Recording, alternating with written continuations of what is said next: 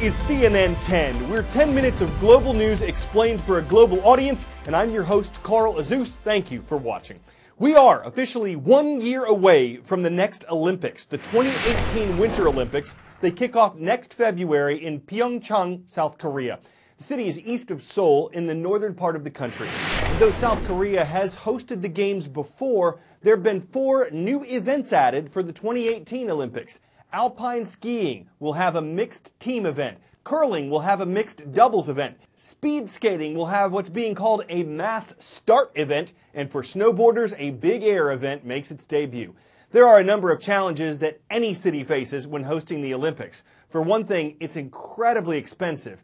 Billions and billions are spent. Venues have to be built. Security has to be arranged. Host countries are under the international media microscope for everything from their weather to how they manage housing changes to their political conditions. South Korea's president, Park Geun-hye, was impeached in December, and the court is deciding whether to permanently remove her from power as a major investigation is made concerning the nation's political scandal.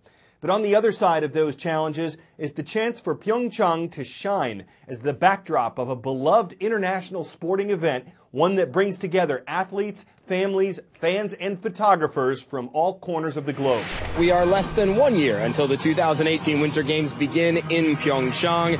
As far as how things are going, no major issues so far. Organizers say they are largely happy with the progress that has been made. The majority of the infrastructure needed for this event has been built already. And frankly, that kind of progress stands out after what we've seen from the last 2 Olympic Games. Of course, I'm talking about the Winter Olympics in Sochi, Russia in 2014 and the Summer Olympics last year in Rio de Janeiro, 2016. Both of those events were plagued by things like construction delays, overspending, accusations of corruption. And so organizers of the Pyeongchang Winter Olympics are trying to do their best, in their words, to not repeat those kind of mistakes. But there are certainly challenges that remain, including the fact that Pyeongchang is one of the smaller cities to host these Winter Olympics, and the fact that there are still infrastructure projects that need to be completed. But they still have some time. They are a little less than a year away now. And of course, they have some experience. This is the second time that South Korea has held the Olympics. It was back in 1988 here in Seoul that the Summer Olympics were held. And so now South Korea gets a second chance to welcome the best athletes in the world to show off their best stuff. 1 year away. Matt Rivers, CNN, Seoul. 10-second trivia. The enhanced Fujita scale is used to measure the intensity of what? Tsunamis, tornadoes, hurricanes, or earthquakes?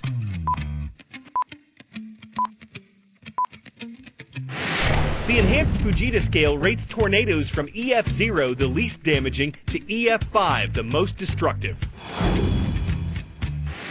And U.S. weather officials say it was at least an EF2 tornado with wind speeds between 111 and 135 miles per hour that touched down in New Orleans, Louisiana on Tuesday. Dozens of people were hurt, some seriously, but Louisiana Governor John Bel Edwards says his state was blessed because no deaths were reported. He declared a state of emergency, though. A wide portion of southeastern Louisiana was affected by the storm's system. About 60 homes and businesses were damaged. Power was cut off for thousands of people. And Governor Edwards says it wasn't just New Orleans that was affected. 7 tornadoes were recorded in at least 6 different Louisiana parishes. How do forecasters track these storms? This is a 2-dimensional look at a storm on radar, but meteorologists see a tornado. But what is it exactly that meteorologists see? Well, let's take a look. The yellow and green colors you see here are going to be your very heavy rain in the storm. The red color indicates your hail core. And then all the way down there, the purple circle, that's where your tornado is going to be. Meteorologists often refer to it as the hook echo because of the hook shape that it ends up taking. But these aren't the only features we look for. We also have to take a look at the winds inside the storm.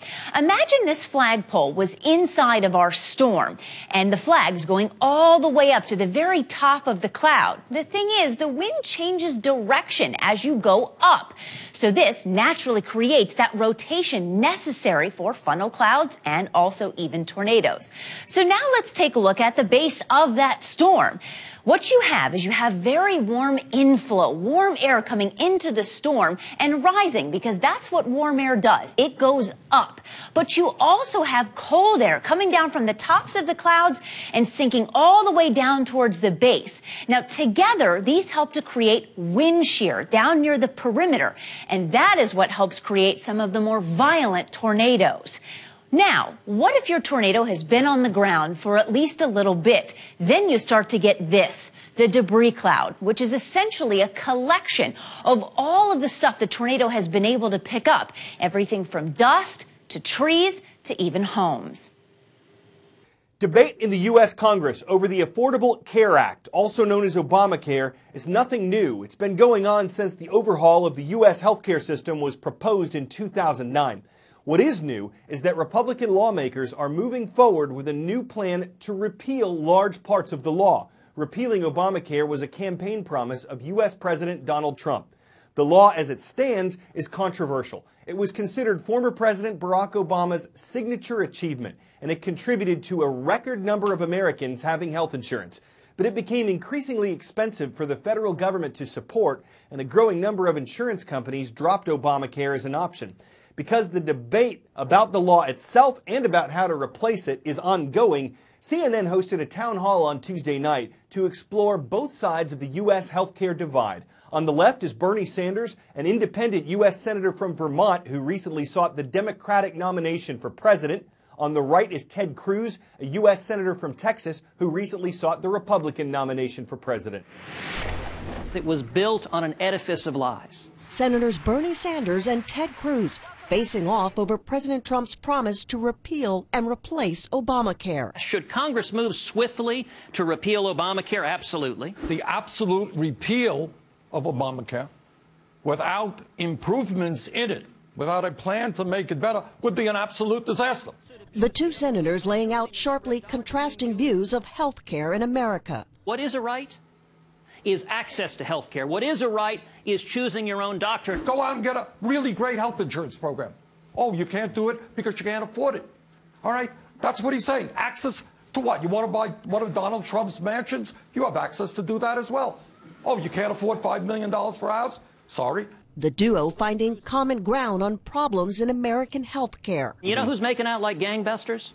The insurance companies and those in government whose solution is let's have even more government control. This thing isn't working. You know, Senator here Sanders. I find myself in agreement with Ted. He's right. But disagreeing on solutions. Let's work together on a Medicare for all single-payer program.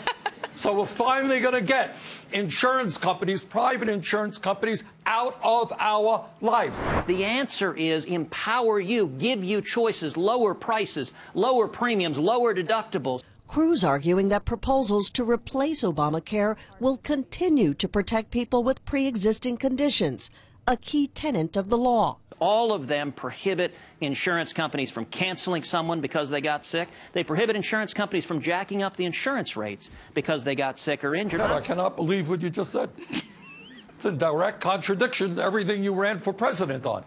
Sanders also giving tough advice for this salon owner, feeling restricted by the law. How do I grow my business?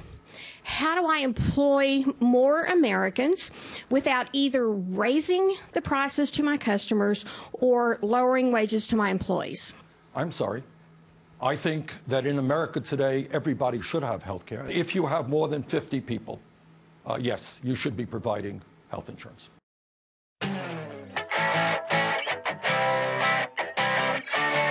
In the history of bear hugs, this one truly gets 10 out of 10. In the don't try this at home category, a 23-year-old bear who was rescued and the man who rescued him. The animal's named Jimbo. He lives at the Orphaned Wildlife Center in New York State. And the 9-foot-tall, 1,500-pound Kodiak has, as you can see, an unusually close bond with Jim Kowalczyk, a retired corrections officer who rehabilitates bear cubs that can't survive in the wild.